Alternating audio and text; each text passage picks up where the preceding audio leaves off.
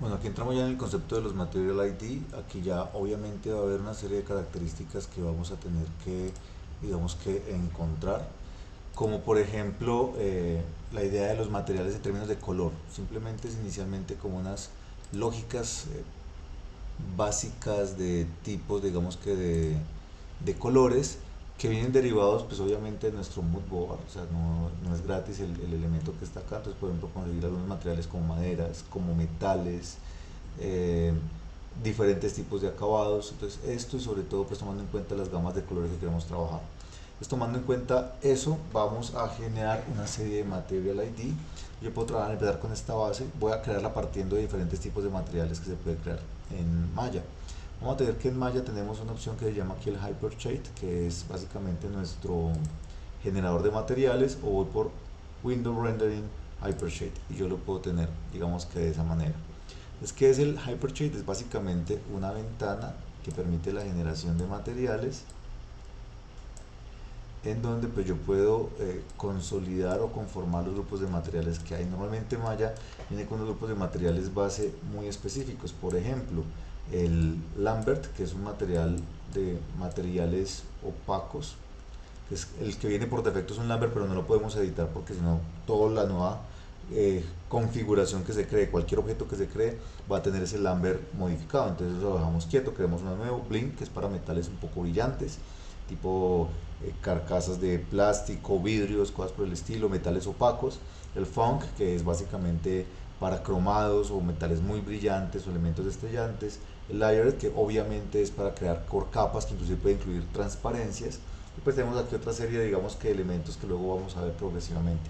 Por el momento yo puedo asignar un botón, aquí sobre esto, botón derecho, le digo asignar nuevo material. Voy a crear por el momento, por ejemplo, si es una cosa tipo madera no lustrada, puede que hagamos una madera no lustrada, le vamos a crear un Lambert. A ese Lambert yo lo puedo renombrar, yo lo voy a llamar aquí UD01, que es la no lustrada. Listo, y puedo manipular el color, hacer doble clic en este elemento. Puedo decir, bueno, voy a colocar un color tipo madera por acá, me gusta esta construcción, vamos a dejarla con ese tono y se va aplicando automáticamente, como pueden ver, cosa que es pues muy importante para nuestro ejercicio. Entonces yo tengo aquí ya la primera parte, concepto de madera. Yo puedo modificarla, duplicarla o reemplazarla. Si para esta carcasa yo quiero que tenga diferentes características como elementos de metal, nosotros vemos aquí este material tiene como madera lustrada, tenemos elementos de metal. Entonces esto es parte de lo que tenemos que desarrollar. Lo vamos a hacer en dos etapas. Primero que nada voy a crear un nuevo material. En este caso le voy a decir a este objeto, aquí le vamos a ir a Object, listo, a este objeto le voy a decir que tengo un nuevo material. Va a ser más tipo bling porque quiero que sea un poco brillante. Como pueden ver aquí ya se ve el glossy, el elemento adicional que va a tener. Lo voy a llamar en este caso UT02 ilustrada, y vamos a aplicarle un tono un poco más vino tinto, es decir, que me voy a ir más por estos tonos, por este lado, cosa que me interesa. Y le digo hecho, ya tengo ya dos elementos de Material ID creados. Entonces ahora voy a seleccionar es un elemento por, digamos que alrededor de los faces, y voy a seleccionar solamente las caras que considero deben tener ese material. Es muy importante que yo solamente coja los elementos que vaya a ser requeridos para el manejo de los materiales, verificar que no está asimilado absolutamente nada más. Por ejemplo, tengo esto aquí de esta manera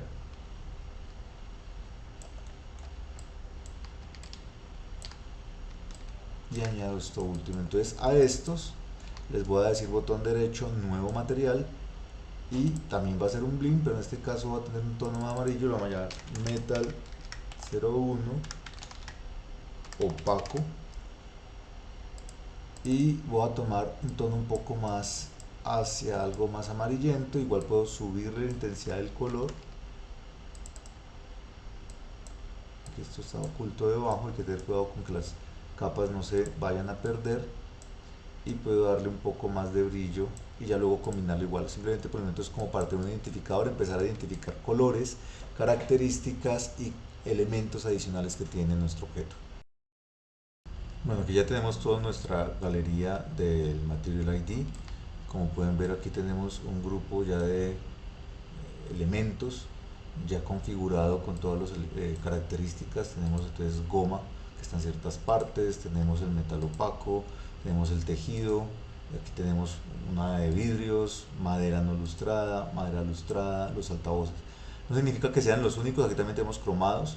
No significa que sean los únicos que tenemos en términos generales. Tenemos lámina, pantalla, y cada uno de estos objetos tiene esas características. Ustedes ven, lo seleccionamos, aquí tenemos que se puede ir por el Attribute Editor, que tiene por ejemplo aquí cromados. Aquí tenemos varios involucrados, como está seleccionado por capas, por caras. Entonces tenemos madera ilustrada y la pantalla en el mismo elemento. Lo mismo tenemos acá, tenemos por ejemplo tenemos altavoces, cromados y goma, porque tenemos aquí el altavoz, pues el material altavoz, el cromado para esta parte y goma para la parte del cable. Entonces uno puede combinar esos elementos. Obviamente eso va a entrar dentro del trabajo que se haga de materiales. Yo puedo separarlos posteriormente como objetos, eso depende del tipo de combinación que yo quiera hacer, porque vamos a tener tres tipos, digamos que de características cuando empecemos a hacer el trabajo de subdivisiones, que es muy importante tenerlo en cuenta. Eso lo veremos un poco más adelante, pero por ahora el Material ID nos va a empezar a permitir tener ese tipo de caracterización como elementos de soporte para poder identificar un poco más el objeto, ya entrando a trabajar específicamente el concepto del Hypol. Entonces esto va a ser muy importante para que luego empecemos a definir lo que van a ser las texturas, los materiales donde van a quedar generados y donde se van a hacer cierto tipo de desarrollos. Algunos van a ser elementos que vamos a utilizar para luego hacer el baking con respecto al objeto que se exporta para la visualización del Hypol en el low pole en larga distancia, el high pole en distancias más cerradas, y pues obviamente elementos que vamos a tener que trabajar desde las normales, porque no todo va a ser modelado, sino que hay que reducir la cantidad de elementos a generar como polígonos y tratar de ver si lo podemos generar desde el punto de vista de la textura como tal.